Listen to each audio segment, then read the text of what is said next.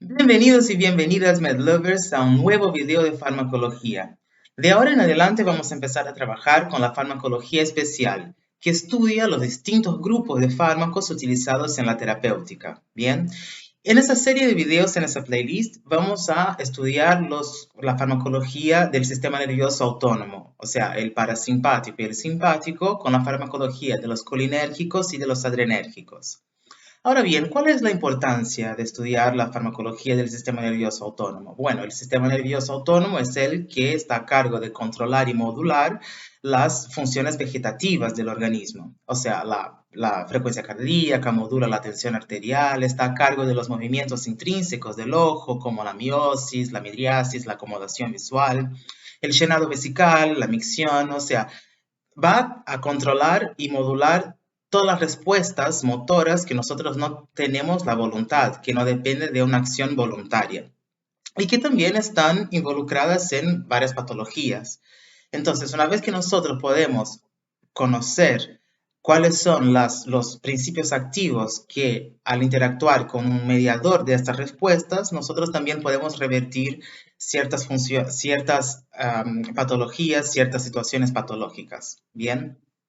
Entonces, por ende, es imperativo que nosotros conozcamos la fisiología del sistema nervioso autónomo. Y de hecho, en toda la farmacología especial, vamos a estar repasando conceptos fisiológicos y haciendo hincapié en las cuestiones que son de interés para la farmacología, porque las drogas no actúan de la nada, actúan a través de la fisiopatogenia y de la fisiología del organismo. Bien. Entonces, sin más preámbulos, vamos a iniciar nuestra presentación acá hablando principalmente de las generalidades. Después vamos a hablar de los mediadores químicos, o sea, los neurotransmisores involucrados en el sistema nervioso autónomo. En particular, en esa clase vamos a hablar de los colinérgicos, ¿bien? Después, los receptores colinérgicos y los efectos que producen la unión del receptor con el neurotransmisor. Bien, entonces acá empecemos con las generalidades. Bueno, como sabemos, el sistema nervioso puede estar dividido en sistema nervioso entérico, en el intestino, el central y el periférico. Y también a su vez podemos dividirlo en somático y autónomo. Bien, entonces el somático es el que depende de un control voluntario, ¿sí? Y más allá del hecho de que en ese video vamos a trabajar con el sistema nervioso autónomo, también vamos a hacer mención al sistema nervioso somático, porque la acetilcolina es el transmisor, es el neurotransmisor del sistema nervioso autónomo en la placa neuromuscular.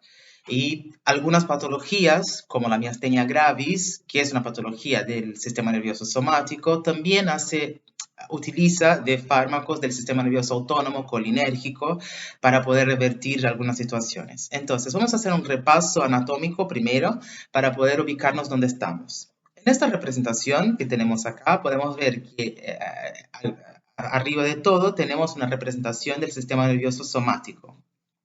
Entonces, en varios niveles de la médula espinal tenemos la motoneurona alfa, ¿sí? Que recibe información de los sistemas más superiores a través de los tractos córtico-medulares y va a liberar un potencial de acción que va a pasar por el axón y llegar a la placa neuromuscular liberando acetilcolina y produciendo la contracción del músculo estriado esquelético, ¿sí? Y los receptores que están ahí son los receptores nicotínicos. Después tenemos la representación más abajo del sistema nervioso autónomo, el parasimpático y el simpático. En ese video vamos a hacer hincapié en el sistema nervioso simpático, que sabemos que es un sistema cráneo-sacro, ¿sí? Los núcleos los núcleos de los pares craneales que tienen componente visceral están a nivel del cráneo y también en la médula sacra van a salir informaciones eferentes que van que van a ser conducidas por el nervio pélvico y llegar a sus órganos efectores. Lo que tenemos que tener en cuenta es que hay dos tipos de neuronas, ¿sí? La neurona preganglionar y la postganglionar. Y en el sistema nervioso autónomo parasimpático, la neurona preganglionar tiene el axón largo y la postganglionar el axón corto. En la sinapsis entre la neurona preganglionar y en el ganglio tenemos la liberación de acetilcolina y que va a interactuar con receptores nicotínicos mayoritariamente y después va a conducir el potencial de acción al órgano efector, que puede ser el músculo liso, el tejido cardíaco, las glándulas secretoras, liberando acetilcolina e interactuando con los receptores muscarínicos. El sistema simpático vamos a trabajar en los próximos videos, pero lo que quiero llamar la atención acá es que más allá del hecho de que en el sistema simpático tenemos otros neurotransmisores como la noradrenalina o norepinefrina en la neurona postganglionar, en las glándulas sudoríparas, el neurotransmisor es la acetilcolina. Y también la acetilcolina es el neurotransmisor de la neurona preganglionar, que va a interactuar en el ganglio con los receptores nicotínicos. Entonces, hay algunas enfermedades o algunas situaciones como intoxicaciones por colinérgicos que se manifiestan con sudor, ¿bien? Pero el sudor, las glándulas sudoríparas están a cargo del sistema nervioso simpático y no el parasimpático, más allá del hecho de que usen la acetilcolina, ¿bien? Entonces, ahora haciendo un repaso anatómico, tenemos que a nivel craneal, ¿sí? Los núcleos de los pares craneales que tienen un componente visceral, eferente visceral, son el 3, el tercer par, que es el oculomotor, que lleva fibras del núcleo de Ehring-Westphal, ¿sí? Que es un ganglio parasimpático, lleva esas fibras hasta el ganglio ciliar y ahí hace sinapsis en la segunda neurona que tiene el axón corto y lleva eferencias al ojo, más precisamente al músculo iridoconstrictor o radial del iris, a los procesos ciliares, el músculo ciliar que promueve la acomodación visual y vamos a ver los efectos más adelante, pero ahora más que nada un repaso anatómico. Después otro par craneal que tiene componente eferente visceral es el facial, ¿sí? El séptimo par, que va a inervar las glándulas lacrimales, las glándulas salivales, submaxilar, sublingual.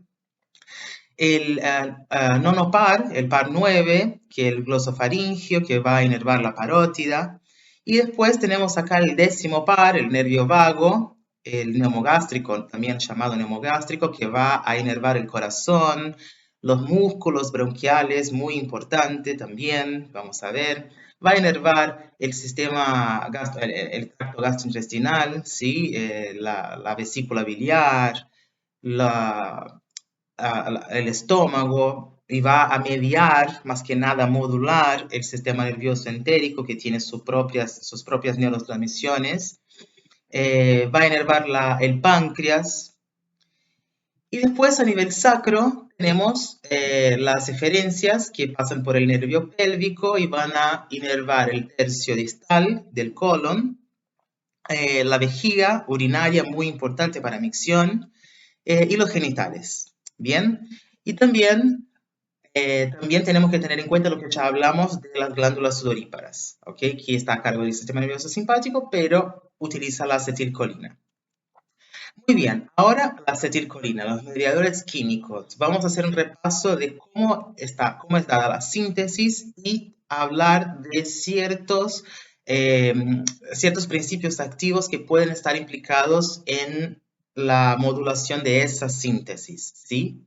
Bueno, como ya sabemos de bioquímica y de fisiología, estamos ahí, la varicosidad colinérgica, ¿sí? La acetilcolina, la coenzima A y la colina que proviene de los lípidos de membrana, van a ser sustratos de la colina acetiltransferasa y van a dar lugar a el producto que es la acetilcolina. Esa es la síntesis. Después tenemos el almacenamiento. La acetilcolina es almacenada en vesículas porque una vez que es liberada necesita una cantidad de acetilcolina para poder activar, o sea, para poder interactuar con receptores en la neurona postsináptica y a a una dimensión a fin de generar un potencial de acción, ¿sí? Por eso necesita ser almacenada.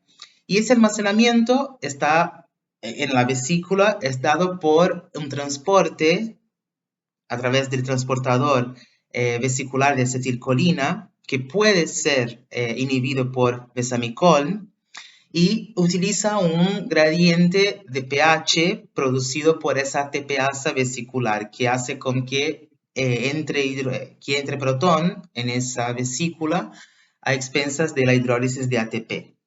Bien, entonces una vez que la acetilcolina está en la vesícula y llega a un potencial de acción en ese botón sináptico, va a producir la entrada de calcio por ese canal de calcio sensible al voltaje que promueve la exocitosis de la acetilcolina a la brecha sináptica. Lo que es importante acá es que esa exocitosis está mediada por el SNARE complex, que el complejo SNARE, que ya estudiamos mucho en biología celular y en fisiología, y que hay un principio activo, que es la toxina butolínica, que tiene proteasas que va a clivar la sinaptobrevina, que es una proteína de ese SNARE complex. Y una vez que escinde, la sinaptobrevina impide la exocitosis de acetilcolina. Entonces la acetilcolina no llega a la brecha sináptica y tampoco puede interactuar con los receptores. Una vez que la acetilcolina está en la brecha sináptica, va a interactuar con receptores nicotínicos o muscarínicos, ionotrópicos o metabotrópicos, y producir una acción en la estructura, en la neurona postsináptica. Y ahí tenemos la acción. La acetilcolina, una vez para terminar la acción, va a ser sustrato de la acetilcolinesterasa, ¿sí? Que es una proteína que está en la membrana, en la parte exterior de la membrana, y va a hidrolizar la acetilcolina en colina y acetato. Y ahí existen medicaciones que son inhibidores de la acetilcolinesterasa, ¿sí? Que van a ser los agonistas indirectos, y vamos a ver más adelante. Pero bueno, ahí es el sitio de acción de los inhibidores de la acetilcolinesterasa. Y por último, hay una recaptación de colina, que está mediado por ese recaptador de alta afinidad que va a llevar la colina hacia adentro de la vericosidad colinérgica otra vez, y puede ser inhibido por hemicolinio. Ese es el paso limitante para la síntesis de acetilcolina, porque depende de la cantidad de sustrato, ¿sí? La enzima que sintetiza acetilcolina necesita colina para esa síntesis, ¿sí? Entonces, el paso limitante sería ese paso, el paso limitante de la síntesis de acetilcolina es ahí. Entonces, a modo de resumen, lo que tenemos es que un neurotransmisor verdadero cumple la mnemotécnica de Salite, ¿no? Como vimos en fisio. Síntesis, almacenamiento, liberación, interacción, terminación y recaptación. Para la acetilcolina, la síntesis está dada por la enzima colina-acetiltransferasa con los sustratos colina-acetilcoenzima A, que da lugar al neurotransmisor. El almacenamiento en una vesícula a través del transportador vesicular de acetilcolina, a través del gradiente de pH generado por la ATPasa y que puede ser inhibido por besamicol. La liberación está dada por una exocitosis mediada por el SNARE complex y calcio proveniente de los canales de voltaje dependientes y puede ser inhibido por la toxina butolínica que escinde la sinaptobrevina. La interacción será dada a través de los receptores nicotínicos y muscarínicos que vamos a ver más adelante. La terminación está dada por la acetilcolinesterasa, que tiene como sustrato la acetilcolina en la brecha sináptica y está en la brecha sináptica, es una proteína de la membrana, pero también es sustrato, o sea, los ésteres de colina, ¿sí? La acetilcolina, la succinilcolina, son sustratos de la butirilcolinesterasa, o también llamada pseudocolinesterasa. Esa enzima está en el plasma, es sintetizada en el hígado y está en el plasma, y es responsable por la hidrólisis de acetilcolina, succinil, o sea, los ésteres de colina que están en el plasma. Por eso la acetilcolina tiene una vida media muy baja, porque es sustrato de la butirilcolinesterasa. Y después está la recaptación a través del transportador de colina presináptico de alta afinidad que puede ser inhibido por el hemicolinio. Quisiera acá mencionar que la toxina butolínica, más allá del hecho de que es muy famosa por los usos cosméticos que tiene, ¿sí? O sea, para evitar arrugas y esa parte más cosmética, tiene muchos usos en la parte de neurología, ¿sí? O sea, por ejemplo, para tratamiento de distonías, de tics, es un medicamento que es utilizado en terapéutica, no solo para fines estéticos. Solo un apartado porque de hecho en farmacología no vemos mucho la toxina butolínica, pero bueno, cuando cursen neurología van a ver que tiene aplicaciones terapéuticas. Bueno, ahora vamos a hablar de los mediadores químicos. Vamos a hablar de los receptores. Los receptores, entender los receptores es entender cómo se han dado los efectos de la acetilcolina. La acetilcolina para nada será considerada la droga patrón, porque en definitiva no es una droga, es una sustancia es una sustancia endógena, pero es clásica en sus efectos, ¿sí? Y una vez conociendo los efectos de la acetilcolina, vamos a saber y vamos a conocer y vamos a poder inferir los efectos que tienen los agonistas colinérgicos. Y eso depende más que nada del receptor con el que interactúa. El neurotransmisor per se no tiene función si no tiene un receptor que puede mediar esa acción. Entonces, los receptores nicotínicos, los receptores colinérgicos están divididos en nicotínicos y muscarínicos. Los nicotínicos son receptores ionotrópicos, como ya sabemos. Es una proteína integral de la membrana, es un canal iónico de cationes y tiene un carácter excitatorio en la neurona postsináptica o en la estructura postsináptica, ¿sí? ¿Dónde está presente? Está presente en los ganglios, que son los ganglios que medían la neurotransmisión presináptica y postsináptica, pero no vamos a hablar mucho de ellos, la verdad, solo después en antagonistas. Está en el sistema nervioso central y está en la médula suprarrenal. En la médula adrenal vamos a hablar en adrenérgicos, que es farmacología del sistema nervioso simpático. Pero acá vamos a hacer hincapié en la placa neuromuscular. La placa neuromuscular es el sitio donde podemos encontrar los receptores nicotínicos con los que la acetilcolina va a interactuar y tendrá aplicaciones terapéuticas en la farmacología colinérgica. Entonces, en la placa neuromuscular tenemos el sistema nervioso somático, como habíamos dicho, ¿sí?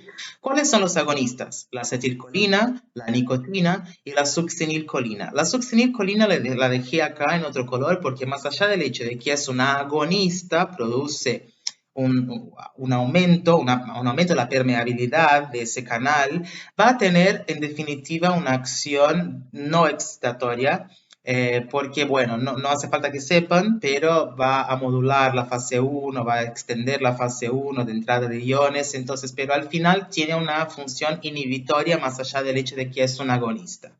Pero lo que tenemos que saber es que la acetilcolina y la nicotina y la succinilcolina son agonistas. Los antagonistas competitivos, o sea, van a unirse al receptor nicotínico, pero no van a producir ninguna respuesta, tienen una actividad intrínseca igual a 0, son el atracurio, el becuronio, el pancuronio y la D-tubocuranina. La D-tubocuranina es muy importante, o sea, es importante saberla porque es un antagonista competitivo. O sea, descubrieron estos antagonistas porque ciertas tribus de personas nativas de Amazonia utilizaban una planta, ¿sí? El curare, la planta curare, que lo que hacían un preparado con esa planta y la ponían en la punta de la flecha y cuando iban a cazar, lanzaban esa flecha que, bueno, atingía a los animales y producía un paro respiratorio. ¿Por qué? Porque en los músculos y en especial en el diafragma tenía ese principio activo, la D-tubocuranina, que interactuaba con los receptores nicotínicos y era un antagonista, entonces evitaba que se produjera interacción de la acetilcolina con el receptor nicotínico. Y bueno, parálisis muscular, parálisis flácida muscular, los animales no podían caminar y después de un tiempo no podían respirar y así podían cazar más efectivamente. Hoy por hoy, las aplicaciones de los antagonistas de la placa neuromuscular, de los receptores nicotínicos, está en anestesias, ¿sí? Que vamos a ver después al final de la cursada, pero esa es una aplicación clínica en la actualidad de los antagonistas nicotínicos. Muy importante, vamos a volver a hablar de los antagonistas del receptor nicotínico cuando hablemos de los antagonistas del receptor muscarínico, porque es distinto. Tenemos que saber si estamos enfrentando ciertas sustancias a un tejido muscular estriado, esquelético, no es lo mismo que enfrentar estas mismas sustancias en un músculo liso, porque los receptores que están ahí son distintos. Entonces, estos antagonistas no tienen efecto en el músculo liso, sino que en el músculo esquelético. Y los antagonistas de los receptores muscarínicos no tienen efecto en el músculo estriado esquelético, porque no tenemos receptor muscarínico en ese tejido. Bien, entonces, placa neuromuscular, sistema nervioso somático, agonistas y antagonistas. Y eso es lo que vamos a ver de los receptores nicotínicos. Después tenemos los muscarínicos. Esto sí, muy importante para el sistema nervioso autónomo. Estos son los receptores que van a mediar las respuestas motoras en el sistema nervioso autónomo. Los muscarínicos son los metabotrópicos. Tenemos del M1 al M5 y pueden ser divididos en M1, M2 y M3 como los excitatorios. M2 y M4 los inhibitorios. Entonces, como ya sabemos y estudiamos en bioquímica, los receptores M1, M3 y M5 están acoplados a proteína GQ. ¿Qué van a hacer? Bueno, van a activar la fosfolipasa A, van a liberar inositol trifosfato y diacilglicerol de la membrana celular. Eso produce un aumento de calcio intracelular y activa las enzimas sensibles a la pKa y al calcio. Pero lo que sí tenemos que llevar de acá, que va a producir una despolarización en la membrana y una excitación en el tejido, ¿sí? ¿Cuáles son los receptores muscarínicos entre ese M1, M3 y M5 que más van a cobrar valor para nosotros? Es el M1 y el M3.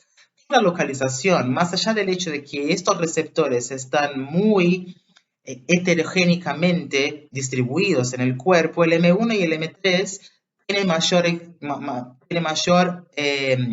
valor para nosotros en la farmacología, porque el M1 está en el sistema nervioso central, en las glándulas salivales, que produce secreción de saliva, en las células parietales del estómago, con la secreción de ácido clorhídrico, y tiene un antagonista específico que es la pirenzepina. Vamos a volver a ver en los antagonistas.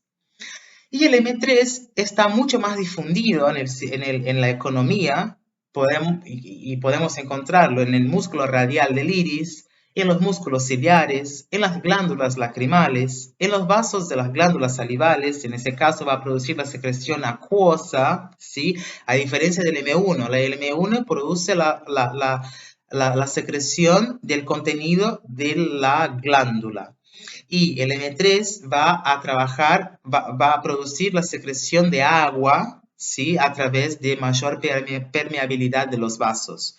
Entonces, un agonista de M3 va a producir salivación, ¿no?